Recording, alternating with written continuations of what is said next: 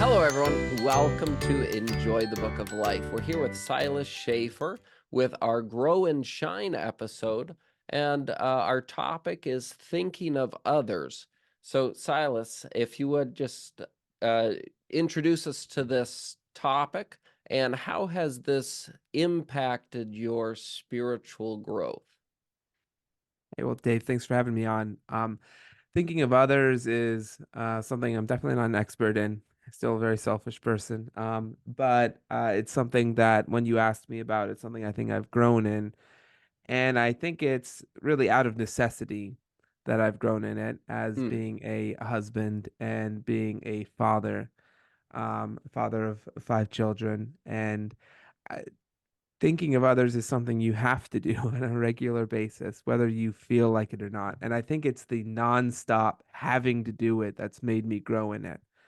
Um, there really isn't time as a father to again, this idea of me time.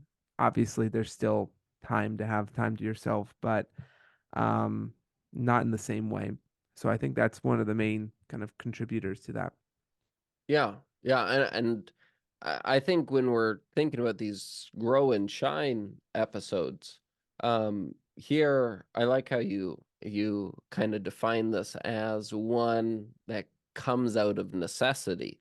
There are certain growth, certain areas of our Christian life where we grow, and it's almost like a certain truth is revealed, we accept it. There are other times where you may not even realize it. I think sometimes in my life I look back and say, wow, this is I've changed a lot over time. But then like this one, there are times in my life where it's like, wow, I was really thrown into that. And Right. the circumstance, it really shows with that growth. So what would you say are these the fundamental foundational ideas that kind of feed into this idea of thinking of others? I mean, I think it's when you feel like doing one thing and you choose to do another thing instead for the sake of someone else. Again, as a father, and same thing as a mother, I'm sure. Um, for example, you feel like do not feel like socializing at times. Especially me, I like a lot of time to myself.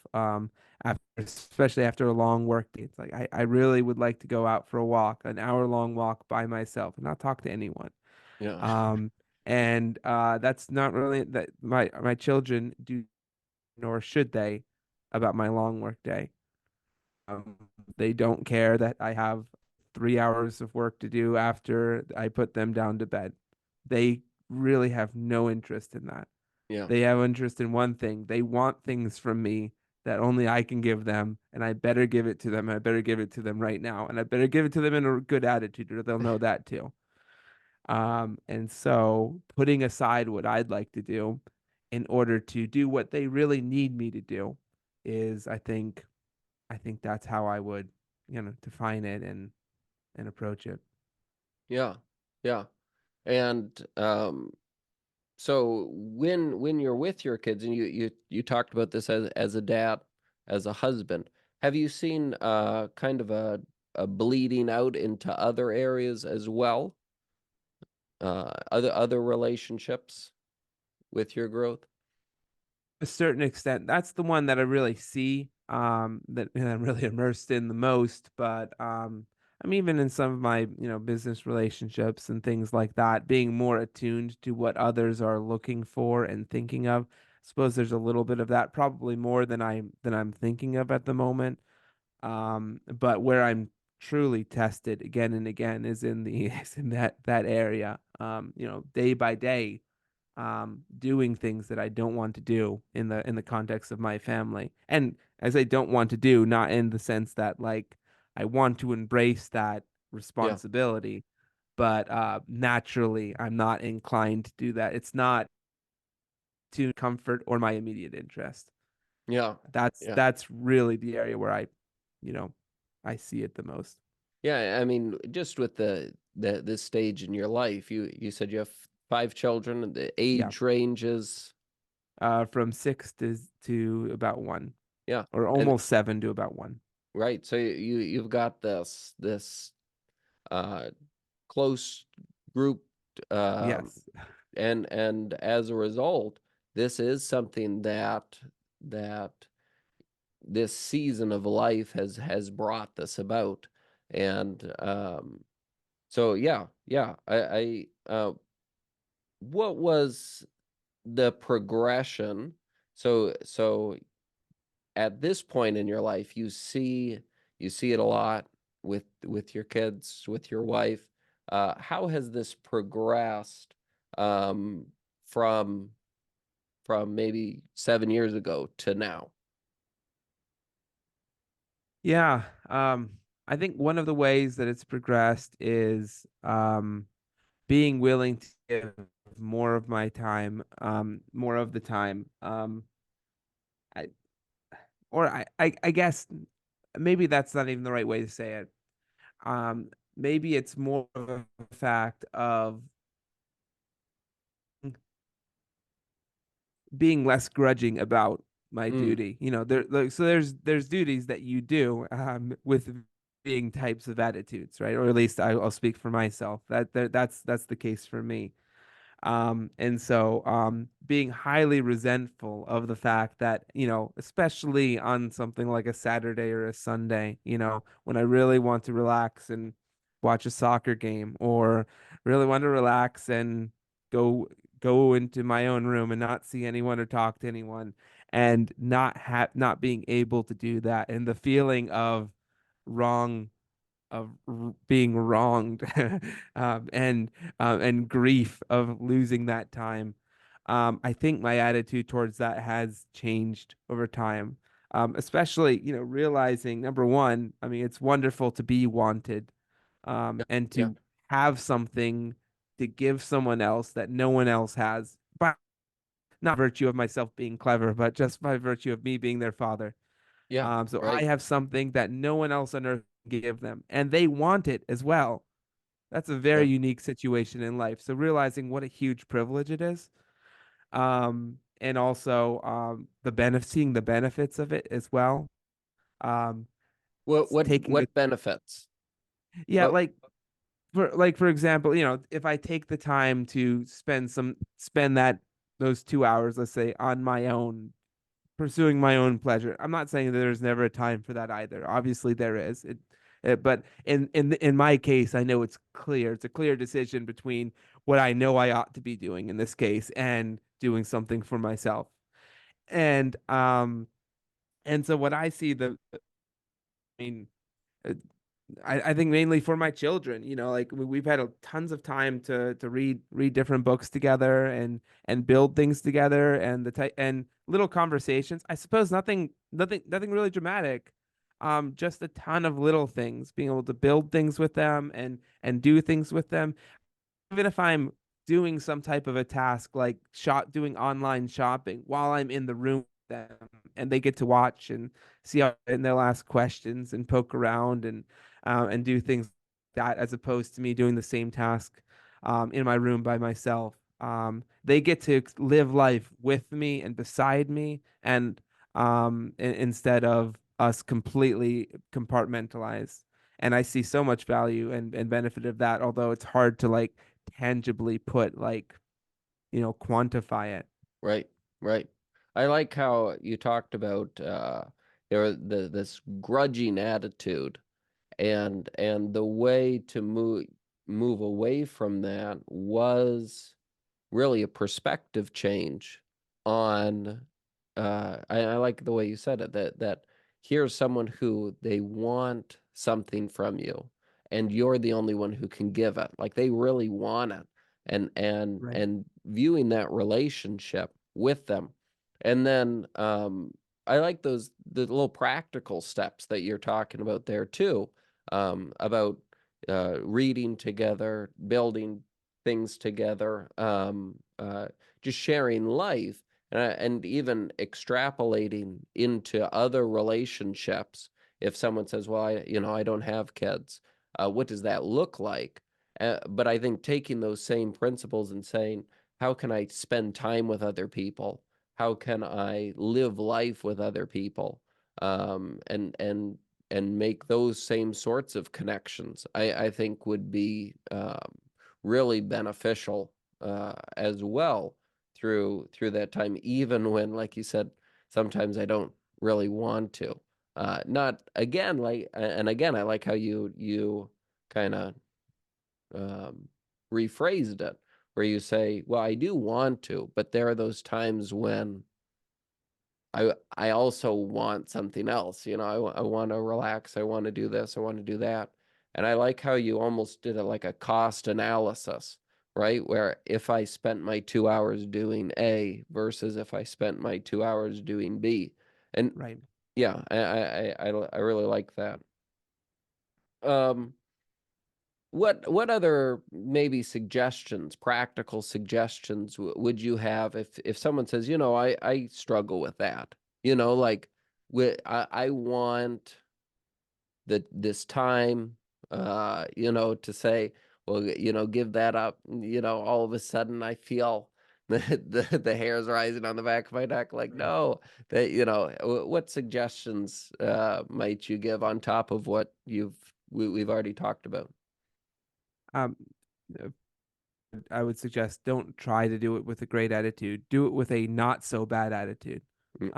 So it could still be a bad attitude, just not as bad as it was before. Um, it's what I always when I was teaching writing, one of the things I always encourage my students in is like, I don't want to make you good writers. I want to make you less bad writers, Yeah. and then we'll get you to mediocre writers, and then we'll probably end the semester. Maybe we'll get you past that. Who knows? Um, it's, because that's how we learn things. I think even Jordan Peterson says it this way, like set the bar low enough instead of set the bar high enough. And which again, if we want to go off a whole tangent of educational theory, right?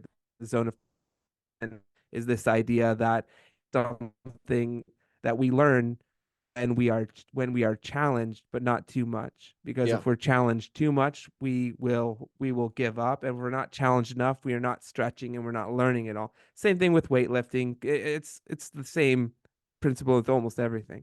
Yeah. And so don't try to go from a bad attitude to a good attitude. Go from attitude to a less grudging attitude. And the other thing I would say is to embrace duty. Like figure out the things that you really know, or one thing that you really know you ought to be doing, Mm. and you're convinced of it. If you're not sure you should be doing it, maybe you need to reflect on that and see if it really is a duty or just something you feel like you should be doing, which is different than a duty. A father spending time with his children, that's such a clear duty. It's very easy to see. Yeah. I don't know what those would be for someone who doesn't have children. It looks different. But what is something you know you ought to be doing? And if you can embrace that, like, I know without a shadow of doubt, I should be doing this. That knowledge alone and that assurity helps in the doing of it. It's when the doubts come in of, yeah, I'm doing this thing I don't want to do, and I'm not even sure if I ought to be doing it. I know Right. I don't enjoy doing it. Those doubts. So knowing the purpose behind why you are doing it and being assured of it, and then be committed to the thing in the long term. Don't expect your attitude to change from first to third, week one to week three. It might be week 73. And by that time, you're probably not even thinking about your attitude. You're just doing your duty and trying to do a better job. One of the things I always tell my children, when they are very sad about something or upset or, whatever it is, it's the one of the most powerful cures is distraction, right? You start pointing at pictures around the room or start asking them about books that they've read or anything at all. And once they get their mind off of the pain that they perceive that they have, the pain all of a sudden goes away, or at least it's no longer a big enough factor to bring on tears or tantrums or anything else. And so the same thing with the duty. Don't over obsess about that particular thing. Um, do it and then figure out how to do it well and stop focusing on it so much.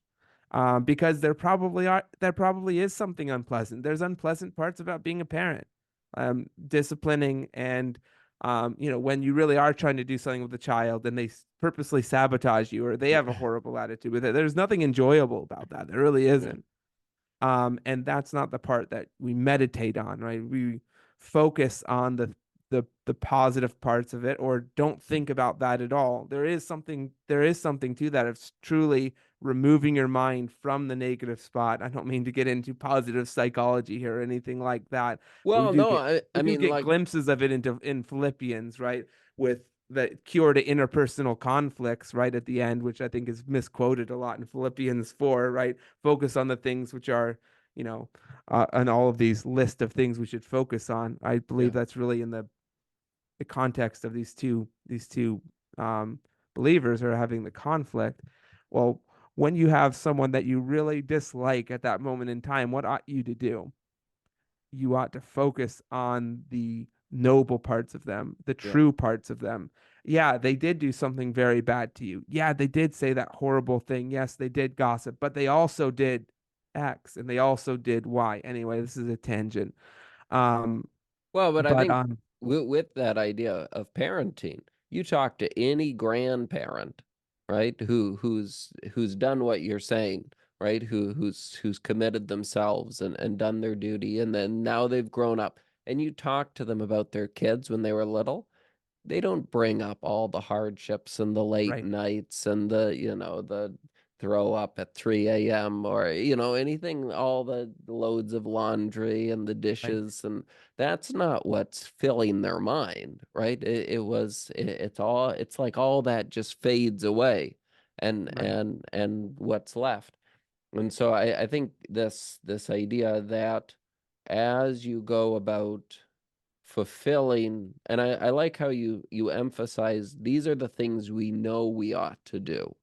The word gives us certain um, practical steps we should be taking, and when we actually complete it, we find them to be true. And I think this is a transforming truth, right? When the Lord says it's more blessed to give than to receive, it's like, well, I don't know if I want to give, and right, he's like, well, try it out, do it, try it out, and you'll find it to be true. But like you said, it's only after you've participated and been committed. I like that word, committed to it, and you've been actively working in that capacity that you find, oh, he was right again. right.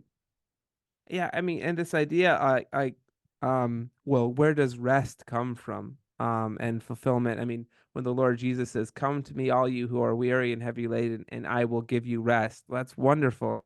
What's the second part of the verse? Take my yoke upon you.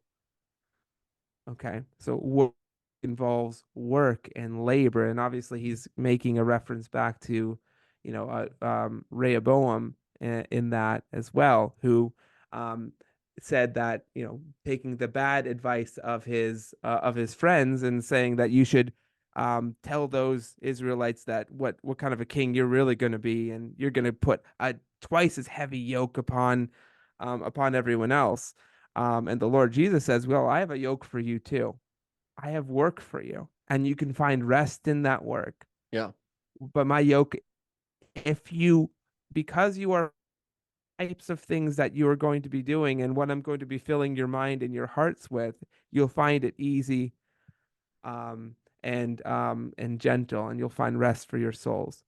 I mean, when you look at the Apostle Paul, it doesn't sound like it look like a light yoke to me. Right. And when you again, and obviously, many believers around the world and in the United States, it doesn't look like a light yoke to me. What Yeah. some of these people are going through, but because of who their master is, it becomes a light yoke. Mm. And yeah, I mean, embracing our duty, that we know that God would have us do these things, we can find rest for our souls in it, knowing that, like, what's worse, um being tired knowing you're doing the right thing, or enjoying yourself and feeling really rested and the entire time, or maybe not the entire time, but you have moments of honesty where you get these glimpses into your life and you realize, the fraud that you really are and the shadow of yourself. And even when we're trying to do these things, at least I still feel that way.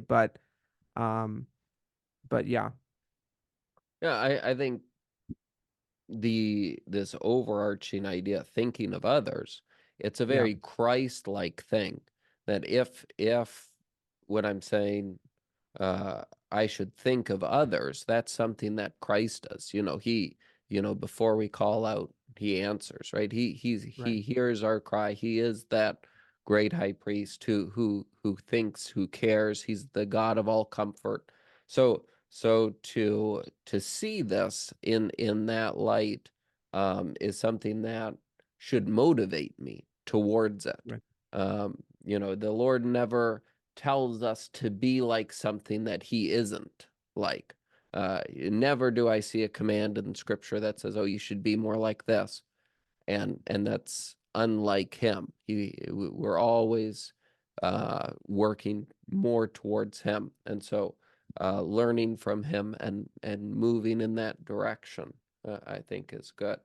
Um, well, I was going to ask you too if you had any like you've given some good practical advice towards that. And I was going to ask if you had any warnings, but you gave us some of those already. Just this idea that even if you don't feel like it, right? right, And kind of the idea with the writing, just be less bad at it, right. any other things for people who, they say, oh, this, just as you're talking, this is something I struggle with, maybe with my coworkers, maybe with other believers, maybe with my neighbors. I'm never, I don't really think about them.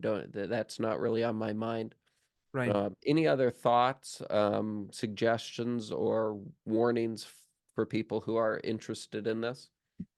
Yeah, don't wait till you're ready or when Mm, you feel like you're ready, because then it will never be. Don't wait till you're feeling particularly spiritual or holy, because in my case, then that would be when I never truly do feel that way. Um, find again, look at them as duties and do them because you feel like you ought to, and then keep on doing them and work on your attitude at the same time. They're not mutually exclusive things. We don't have to do everything with a completely pure mind and motive every single time. We know we're supposed to be doing it and we decide to do it. That's obedience. That's a good first step. hmm And then work on the resentment, work on the hard feelings of being hard done by, and that life isn't fair, and that other people have it a lot better than I do, and all of those types of things. Work on those as you go, but don't wait till you're ready. Mm, good, good. Yeah, I think it's a practical thing. I think, like the episode, this idea of grow and shine. If someone does this, I think growth is um, a sure thing. It's Yeah, and again, it's a Christ-like thing to think of others, to do for them, to serve.